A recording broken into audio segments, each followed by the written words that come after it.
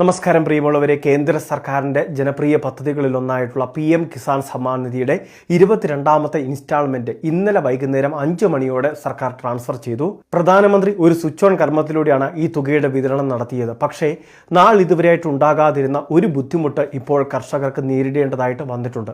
കാരണം ഒരു വിഭാഗം കർഷകർക്ക് സഹായം 2000 രൂപ അക്കൗണ്ടിലേക്ക് ലഭിച്ചു.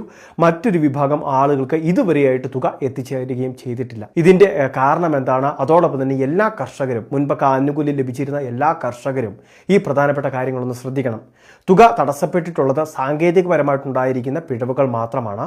കേന്ദ്ര സർക്കാർ 9 കോടിക്ക് മുകളിൽ കർഷകർക്ക് നിലവിൽ ഈ തുക വിതരണം ചെയ്യുന്നതിനാവശ്യമായിട്ടുള്ള ഫണ്ട് റിലീസ് ചെയ്തിട്ടുള്ളതാണ്. സാധാരണഗതിയിൽ നമ്മളുടെ സംസ്ഥാനത്തെ പെൻഷൻ വിതരണമൊക്കെ നടത്തുമ്പോഴും DBT സംവിധാനം, ഡയറക്റ്റ് ബെനിഫിറ്റ് ട്രാൻസ്ഫർ എന്ന് പറയുന്ന സംവിധാനം മുഖാന്തരമാണ് എല്ലാ ഗുണഭോക്താക്കളുടെയും ബാങ്ക് അക്കൗണ്ടിലേക്ക് ഈ തുക ട്രാൻസ്ഫർ ചെയ്യുന്നത്. ആ സമയത്തുണ്ടാകുന്ന ചില പ്രശ്നങ്ങൾ, അതായത് തുക ട്രാൻസ്ഫർ ചെയ്യുന്നതിനുള്ള കൃത്യമായിട്ടുള്ള സംവിധാനങ്ങളെല്ലാം ശരിയാക്കും. പക്ഷേ തുക ചിലരുടെ അക്കൗണ്ടിലേക്ക് ക്രെഡിറ്റ് ആവാതെ വരുന്ന സാഹചര്യം, അതായത് തിരികെ ഈ ഏത് അക്കൗണ്ടിൽ നിന്നാണ് ഈ തുക എല്ലാ കർഷകരുടെയും ബാങ്ക് അക്കൗണ്ടിലേക്ക് പോകുന്നത്, ആ അക്കൗണ്ടിലേക്ക് തന്നെ തിരികെ വരുന്ന, അതായത് റിട്ടേൺ ആവുന്ന ഒരു സാഹചര്യം, അതാണ് നിലവിൽ ഉണ്ടായിട്ടുള്ളത്. എന്നാൽ പ്രശ്നങ്ങളെല്ലാം പരിഹരിച്ച് വിതരണം നടന്നുകൊണ്ടിരിക്കുകയാണ്. നമുക്ക് വരും ദിവസങ്ങളിൽ തന്നെ തുക ലഭിക്കാത്തവർക്ക് ആ തുക അക്കൗണ്ടിൽ കയറിക്കോളും. 21 ഇൻസ്റ്റാൾമെൻറ്റിൽ ലഭിക്കാനുള്ള ചില കർഷകരുമുണ്ട്. അവർക്ക് 4000 രൂപയായിരിക്കും ഈ പ്രാവശ്യം ലഭിക്കുക. കാരണം ചില സമയത്ത് അങ്ങനെ പ്രശ്നങ്ങൾ ഉണ്ടാവാറുണ്ട്. എന്നാൽ ആദ്യമായിട്ടാണ് ഏറ്റവും കൂടുതൽ ആളുകൾക്ക് തുക തടസ്സപ്പെട്ടിട്ടുള്ളത്.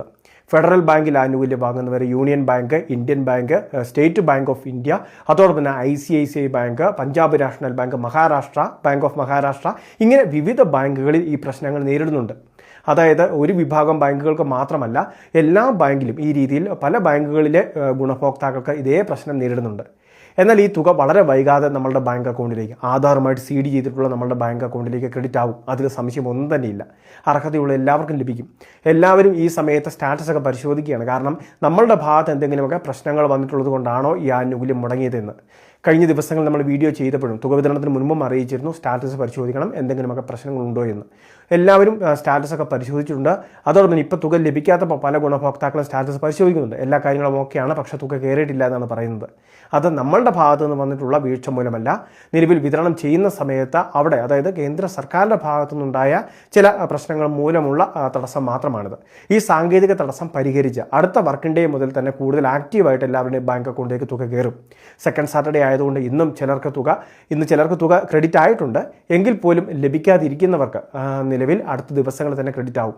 നിലവിൽ ഓരോ മണിക്കൂറുകളുടെയും വ്യത്യാസത്തിൽ പലരുടെയും ബാങ്ക് അക്കൗണ്ടിലേക്ക് തുക ക്രെഡിറ്റ് ആയിക്കൊണ്ടിരിക്കുകയാണ്. ഇനി തുക ക്രെഡിറ്റ് ആയവർ ഏത് ബാങ്കിൽ തുക ക്രെഡിറ്റ് ആയി, എപ്പോൾ ക്രെഡിറ്റ് ആയി എന്നൊക്കെയുള്ള കാര്യങ്ങൾ പറയുകയാണെങ്കിൽ ബാക്കിയുള്ളവർക്ക് അതൊരു ആശ്വാസകരമായിട്ടുള്ള കാര്യങ്ങൾ കൂടിയാവും.